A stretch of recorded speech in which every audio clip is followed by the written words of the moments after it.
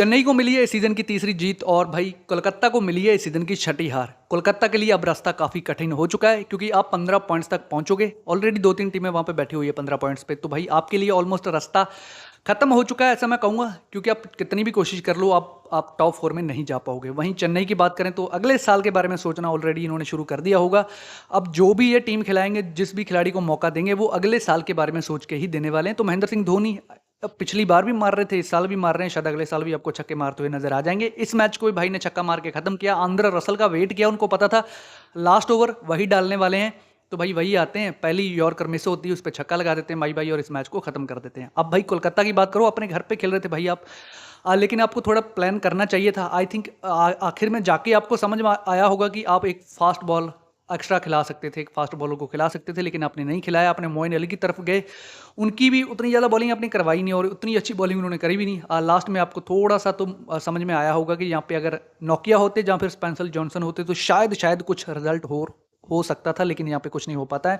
अब महेंद्र सिंह धोनी मैच खत्म कर देते हैं। इस मैच के बारे में बात करनी पड़ेगी, लेकिन भाई चेन्नई के सामने कोलकाता ईडन गार्डन का मैदान, कोलकाता अपने घर पे खेल रही थी और टॉस से यहाँ पे जीतते हैं भाई कोलकाता वाले। बैटिंग का फैसला था, अपने घर का आप सही से इस्तेमाल नहीं कर पाए सीजन के अंदर। हालांकि आपका सीजन उतना ज़्यादा अच्छा नहीं रहा, लेकिन चेन्नई जितना बुरा भी नहीं रहा, लेकिन भाई अच्छा नहीं था ये वाला सीजन। तो काफ़ी सारी चीज़ें जिनके ऊपर कोलकाता को भी काम करना है, चेन्नई को भी करना है। तो भाई अब पार्टियां खराब करने वाली हैं दोनों टीमें, दूसरी टीमों की। चेन्नई अगले साल के बारे में सोचेंगे, जिस भी टीम के खिलाफ अब ये खेलने वाले हैं तो उसकी पार्टी स्पॉइल कर सकते हैं, उसकी पार्टी खराब कर सकते हैं। यही काम है अब महेंद्र सिंह धोनी के पास, चेन्नई के पास, और वो बड़े अच्छे से करना जानते हैं। महेंद्र सिंह धोनी हम सब जानते हैं। तो भाई इस मैच की बात करें, जब बैटिंग के लिए आती है अपनी कोलकाता, तो भाई दिन उतना ज़्यादा अच्छा नहीं था बैटिंग के अंदर भी। आप देखो सुनील नारायण के 26 आ जाते हैं, रहमदुल्ला गुरबाज का दिन नहीं था। 48 रहाणे के आ जाते हैं, अर्धशतक मिस किया। जडेजा वहाँ पे आके फंसा लेते हैं, तो जडेजा ने भी अच्छा काम किया बीच में आके।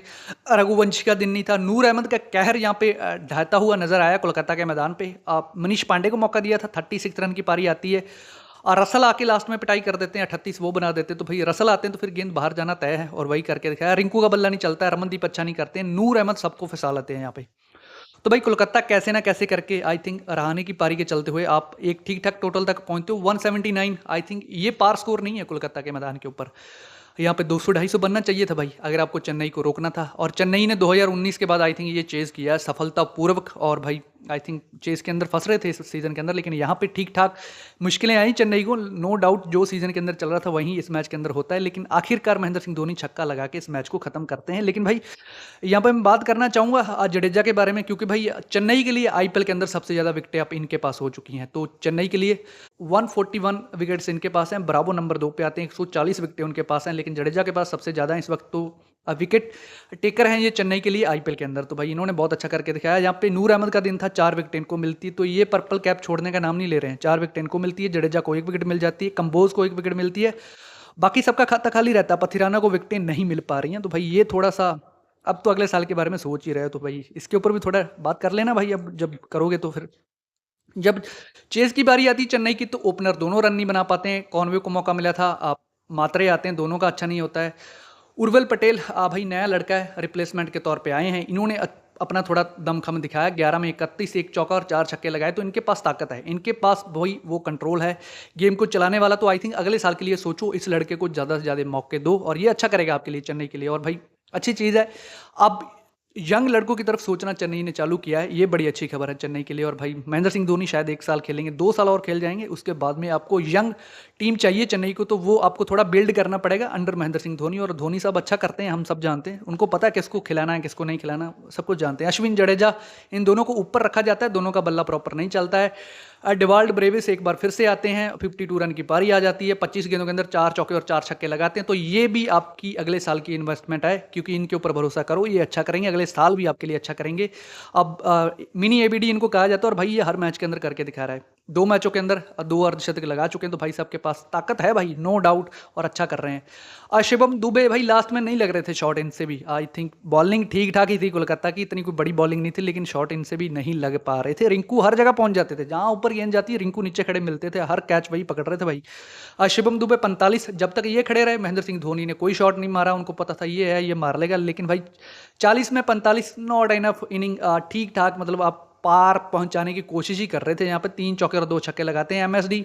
इंतजार कर रहे थे आंद्रे रसल का, उनको पता था अजिंक्य रहाणे के पास कोई ऑप्शन नहीं है, लास्ट में जाके आंद्रे रसल को लेके आना पड़ेगा। शायद मोइन अली की तरफ जाया जा सकता था शायद, लेकिन भाई ये जाते हैं आंद्रे रसल की तरफ। पहली गेंद टप्पे पे भी नहीं आती, लेकिन बैट पे बड़े अच्छे से आती है महेंद्र सिंह धोनी की, और छक्का लगा के इस मैच को खत्म कर देते हैं। चेन्नई को इस सीजन की तीसरी जीत मिलती है, और भाई अजिंक्य रहाणे कोलकाता की टीम को भाई छठी हार मिल जाती है सीजन की। अब कोलकाता की किस्मत उनके हाथ में नहीं है। आप 15 पॉइंट्स तक पहुंच सकते हो अगर आने वाले मैचों के अंदर अच्छा करोगे तो। आप भाई चेन्नई की बात करें तो अगले साल के बारे में सोचना शुरू कर दिया होगा।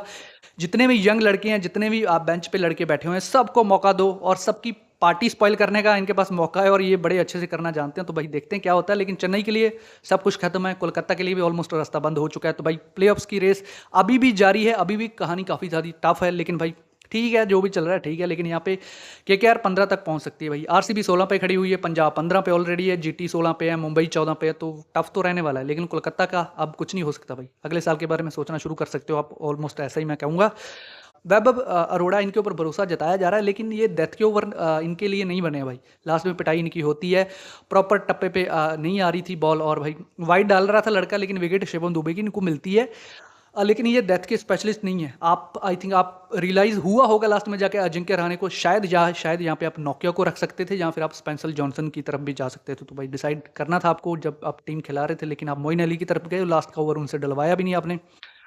लेकिन चेन्नई के लिए अच्छा था, चेन्नई इस मुकाबले को जीत जाती है भाई। तो यहाँ पे कोलकाता की बॉलिंग, वैभव अरोड़ा 3 विकेट इनको मिलती है, रहान हर्षित राणा 2 विकेट इनको मिलती है। तो भाई आने वाला है इंग्लैंड टूर, तो भाई परफॉर्म करना शुरू कर दिया भाई ने। वरुण चक्रवर्ती 2 विकेट इनको मिलती है, मोइन अली को 1 विकेट मिलती है, सुनील नारायण का खाता खाली रहता है। कोलकाता को इस मैच के अंदर हार का सामना करना पड़ता है, और भाई चेन्नई इस मुकाबले को जीत जाती है। बाकी अगर आपने चेन्नई और कोलकाता का ये वाला मैच देखा, आपको कैसा लगा वो लिखकर बताओ। और मैं अब वीडियोस रोज लाता रहूँगा भाई। कुछ देर से मैं ला नहीं रहा था, आप पर्सनल रीजंस के चलते, लेकिन भाई ठीक है, अब वापस आ चुके हैं, तो जैसे भी बनी ठीक है यार। मुझे नहीं लगता इतनी बुरी वीडियो बनी है, लेकिन कोशिश रहेगी कि और बेहतर करता जाऊँ मैं। तो भाई आपका साथ जरूर लगेगा इसमें। तो भाई मिलते हैं नई वीडियो के साथ, तब तक के लिए जय हिंद, वंदे मातरम।